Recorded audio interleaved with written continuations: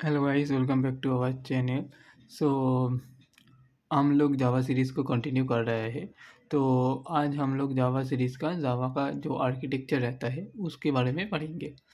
तो तो जावा के आर्किटेक्चर के बारे में पढ़ने के पहले तो हम लोग क्या लिखते हैं, हम लोग फर्स्ट पढ़े थे ना क्या जावा को हम लोग जावा क्या प्रोग्रामिंग लैंग्वेज को हम लोग low level high level language पे लिखते हैं जो ह्यूमन लेवल लैंग्वेज है, और उसको हम लोग कन्वर्ट कर देते हैं मशीन लेवल लैंग्वेज पे। तो जो होता है जावा का प्रोग्राम जो हम लोग ह्यूमन रीडेबल लैंग्वेज और हाई लेवल लैंग्वेज पे लिखते हैं उसको सोर्स कोड बोलते हैं। तो सोर्स कोड जब हम लोग जावा का जो रनिंग प्लेटफॉर्म है लाइक इंटेलिजे तो वहाँ पर लिखेंगे तो हम हमारा जावा फाइल डॉट जावा के नाम पे स्टोर होता है, ठीक है।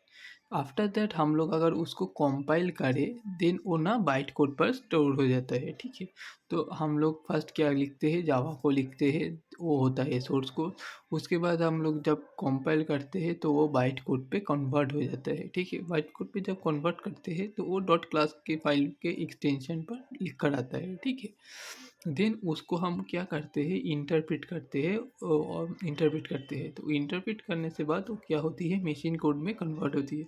मशीन कोड में कन्वर्ट होती है मतलब 0 1 0 1 0 1 समथिंग ऐसे करके मशीन कोड पे कन्वर्ट हो जाती है, जो हम लोग यहाँ पर लिखते हैं क्लास ए।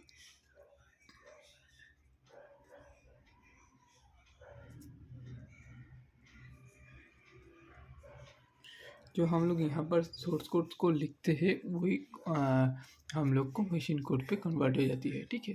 तो हम लोग जब इंटरप्रेट करते हैं तो इंटरप्रेट करने के टाइम पे एक जेवीएम करके एक चीज़ रहती है, ठीक है। जेवीएम क्या है, जावा का एक रन टाइम इन्वायरमेंट है, जावा वर्चुअल मशीन उसको कहलाती है, ठीक है।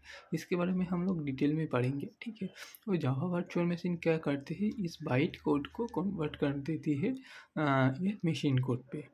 तो क्या होती है, हम लोग जावा का फीचर्स में पढ़ा था क्या, जावा को हम लोग एक बार लिखते हैं बट सब जगह पे रन कर सकती है, तो ये फीचर्स जेवीए में प्रोवाइड करते हैं।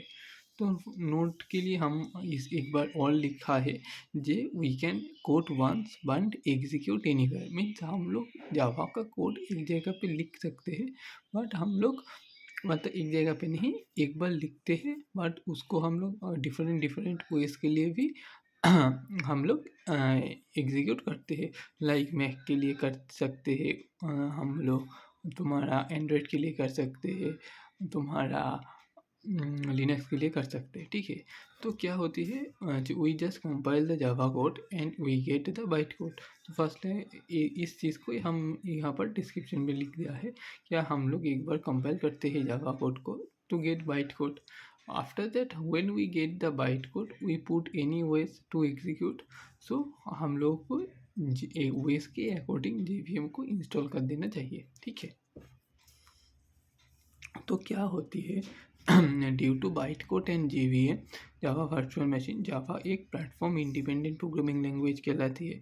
तो पिछले दिन हम लोग बोला था जी क्या, जावा एक प्लेटफॉर्म इंडिपेंडेंट प्रोग्रामिंग लैंग्वेज है। तो इसलिए जावा एक प्लेटफॉर्म इंडिपेंडेंट लैंग्वेज है क्योंकि जावा के अंदर बाइट कोड है और जेवीएम है। तो ये जब बाइट कोड कैसे आती है, जब हम लोग कंपाइल करते हैं उसके टाइम पे बाइट कोड आती है और जेवीएम के मदद से सो प्लेटफॉर्म इंडिपेंडेंट हो जाती है, ठीक है। तो यहाँ पर हम लोग लिखा है क्या, जावा का कोड फर्स्ट कंपाइल करने के बाद क्या आती है, बाइट कोड पे आती है। बाइट कोड की जब आती है उसके अकॉर्डिंग डिफरेंट डिफरेंट इसके लिए डिफरेंट डिफरेंट जेवीएम है। तो जेवीएम क्या होती है, जेवीएम होती है प्लेटफॉर्म इंडिपेंडेंट। ये चीज़ हम लोग को याद रखना है, जेवीएम प्लेटफॉर्म इंडिपेंडेंट नहीं है, जेवीएम प्लेटफॉर्म डिपेंडेंट है। जो बाइट कोड जनरेट करती है वो प्लेटफॉर्म इंडिपेंडेंट होती है। तो इसलिए Java program all over platform independent होती है। तो JVM platform dependent and byte code platform independent, ये चीज़ ही हम यहाँ पर एक बार लिख दिया है क्या, जेवीएम प्लेटफॉर्म डिपेंडेंट होती है, बाइट कोड प्लेटफॉर्म इंडिपेंडेंट होती है। ये चीज़ हम लोगों का एग्जाम में आ सकती है, ठीक है। देन हम लोग क्या करते हैं, तो ये सब चीज़ पूछ जान गया क्या जावा का फीचर्स में क्या है कि जावा प्लेटफॉर्म इंडिपेंडेंट होती है, ठीक है। क्यों हम लोग बोलते हैं एक बार लिखने से हो जाती है, बट हम लोग डिफरेंट डिफरेंट जगह में हम लोग जावा का कोड को एग्जीक्यूट कर सकते हैं, ठीक है। तो जावा का आर्किटेक्चर ये भी जानना इम्पोर्टेंट है, इसके बाद हम लोग प्रोग्रामिंग स्टार्ट कर सकते हैं, ठीक है। तो जावा का आर्किटेक्चर में तीन चीज़ इम्पोर्टेंट है, एक है जेवीएम जिसको बोलती है जावा का वर्चुअल मशीन, ठीक है। दोनों दो नंबर पे आती है जेआरडी, वो होती है जावा रन टाइम इन्वायरमेंट, और एक होता है जेडीके, तीन नंबर पे होती है जेडीके। जेडीके मतलब जावा का डेवलपमेंट किट यहाँ पर स्टोर रहता है, ठीक है। तो ये तीनों चीज़ का फॉर्मूला हम मतलब नाम फुल फॉर्म को हम लोग को याद कर लेना चाहिए, ठीक है। जेवीएम जेवीएम क्या करती है, जेवीएम करती है बाइट कोड को मशीन कोड पे कन्वर्ट कर देती है, ठीक है।